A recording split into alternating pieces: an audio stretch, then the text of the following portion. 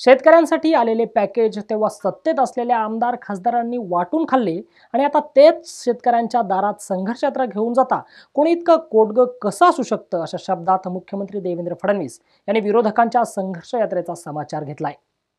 लोकांच्या समस्या संपलेल्या नाहीत, पण संघर्ष यात्रेला त्या ठिकाणी का लोक रिस्पॉन्स देत नाही? कारण लोकांना माहिती आहे, शेतकऱ्यांना माहिती आहे, आमची जर आज अशी अवस्था असेल तर ती अवस्था करणारे हेच संघर्ष यात्रेतले नेते आहेत। यांच्या भ्रष्टाचारामुळे, अनाचारामुळे, दुराचारामुळे आज अशा प्रकारची अवस्था आहे। आज यांनीच खऱ्या अर्थानं आमच्या हिस्स्याचं सगळं खाऊन टाकलं, म्हणून आम्हाला या अवस्थेमध्ये जावं लागतंय। यांनी जर भ्रष्टाचार केला नसता, शेतीचं क्षेत्र असेल, सिंचनाचं क्षेत्र असेल, उद्योगाचं क्षेत्र असेल, प्रत्येक क्षेत्रामध्ये यांचे हात भ्रष्टाचारानं बरबाटलेले आहेत। आणि म्हणून खऱ्या अर्थानं शेतकऱ्याची अवस्था जर वाईट असेल तर त्याला जे जबाबदार लोक आहेत ते संघर्ष यात्रा काढतात। मला तर कधी कधी आश्चर्य वाटतं, माणसं इतकी निर्लज्जासारखी कशी बोलू शकतात? अरे 15 वर्ष तुम्ही या शेतकऱ्यांना अशा अवस्थेमध्ये टाकलं, त्यांच्या हिश्श्याचे पैसे खाऊन टाकले, त्यांच्या सिंचनामध्ये भ्रष्टाचार केला, त्यांना देणाऱ्या वस्तू या तुमच्या घरामध्ये नेल्या। अरे पंतप्रधानांचं पॅकेज आलं ते तुमच्या आमदार खासदारांनी वाटून खाल्लं, आणि तरी देखील तुम्ही निर्लज्जासारखे त्या ठिकाणी जाऊन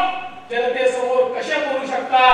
खरं म्हणजे एवढे कोळगे नेते खरे कसे तयार होऊ शकतात याचं मला आश्चर्य वाटतं। आणि म्हणूनच समाजाला, जनतेला माहिती आहे, शेतकऱ्याला माहिती आहे की आमचे मारक कोण आहेत, आणि म्हणून त्यांच्या संघर्ष यात्रेला कोणीच जात नाही। दरम्यान विरोधकांच्या संघर्ष यात्रेला भाजप आपल्या संवाद यात्रेतून उत्तर देणार असल्याचं मुख्यमंत्र्यांनी सांगितलंय। भाजप आमदार कार्यकर्त्यांनी शेतकऱ्याच्या बांधावर जाऊन संवाद साधण्याची सूचना मुख्यमंत्र्यांनी केली आहे। 5 लाख घरांमध्ये गेले पाहिजे, 2 कोटी लोकांशी संपर्क केला पाहिजे, पण हे करत असताना किमान 25 लाख शेतकऱ्यांशी आपण संवाद केला पाहिजे। त्यांची संघर्ष यात्रा असेल तर आमची संवाद यात्रा असेल। आमची संवाद यात्रा एसी बस बंद त्या ठिकाणी जाणार नाही। माझी विनंती आहे, आपला आमदार असो, खासदार असो, प्रत्येकाने शिवारावर गेलो पाहिजे, शिवारावर बैठक घेतली पाहिजे, शिवारावर संवाद साधला पाहिजे। मोठ्या सभा घेण्याची आवश्यकता नाही आहे। गावात गेल्यानंतर त्या ठिकाणी संवाद केला पाहिजे, शेतीवर गेलो पाहिजे, त्या ठिकाणी लोकांना बोलवलं पाहिजे, त्यांच्याशी चर्चा केली पाहिजे, आम्ही काय करतोय हे सांगितलं